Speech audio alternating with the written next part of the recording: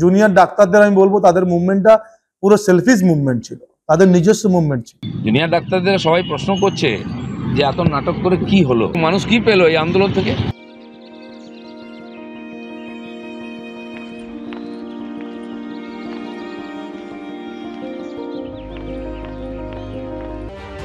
আরজিকর কাণ্ডের বিচারের দাবিতে দিনের পর দিন আন্দোলন চালিয়ে গেছেন জুনিয়র ডাক্তাররা।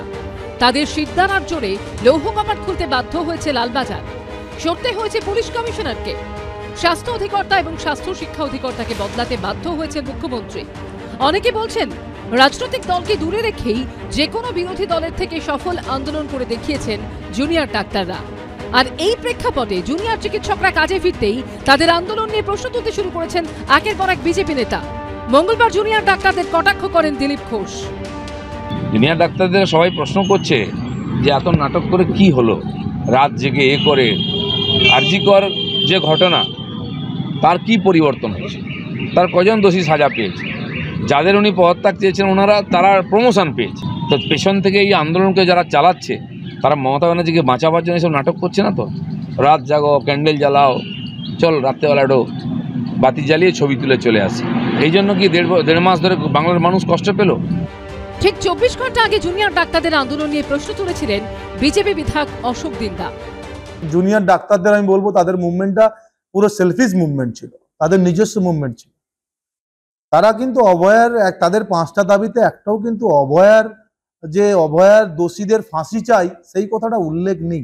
মূল দাবি হওয়া উচিত ছিল যে যত সময় না অভয়ার দোষীদের ফাঁসি হচ্ছে, শাস্তি হচ্ছে, তত সময় আমরা অনড় থাকব। এই 5টা দাবিটা সম্পূর্ণ আলাদা দাবি। এটা তো সবসময়ের দাবি, বেটার প্রশাসন, বেটার ফেসিলিটিস, বেটার ইনফ্রাস্ট্রাকচার। এটার দাবি তো 365 দিন যখন তখন করা যায়। মমতা ব্যানার্জি মুখ্যমন্ত্রী, সে রাজনীতিক লোক, এত ভালো, সে জানে কি করতে হবে না করতে হবে।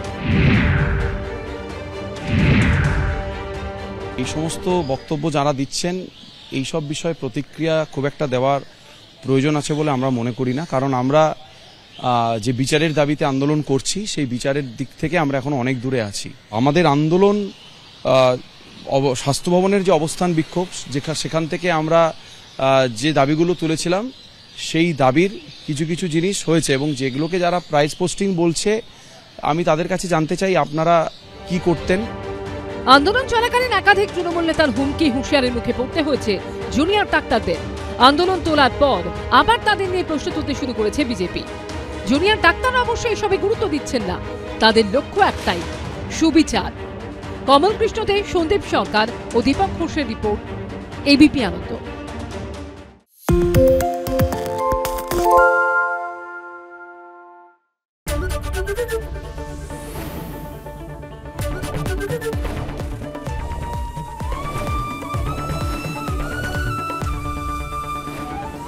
এবিপি আনন্দ, এগিয়ে থাকে, এগিয়ে রাখে।